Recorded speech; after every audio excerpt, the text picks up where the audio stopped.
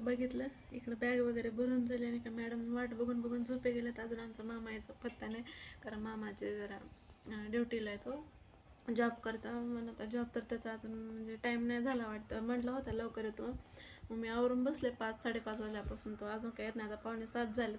आता कॉल केला होता, म्हटलं येतो. तर आता आम्ही निघालो. तर आता मॅडम वाट बघून बघून झोपे गेला. ते सगळं मागचं कपडे वगैरे सगळं आवरून काय घेतलंय ठेवलंय सगळं. तर फायनली मामा एकदाचा आलेला होता. त्यानं आलं की आम्ही लगेच निघालो होतो, कारण उशीर खूप झालेला होता आणि ऑलरेडी मॅडम झोपी गेलेल्या होत्या.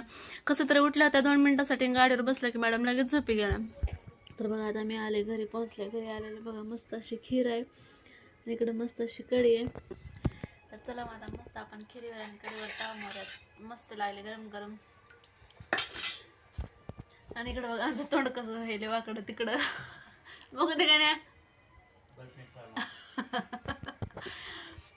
तिकडून लगेच तोंड वाकडं व्हायले. बघू दे म्हणजे नाही बल्ब नीट करायला असंच असते. चला मग आता मस्त खीरवर ताव मार खीर खाऊन घेऊया आता.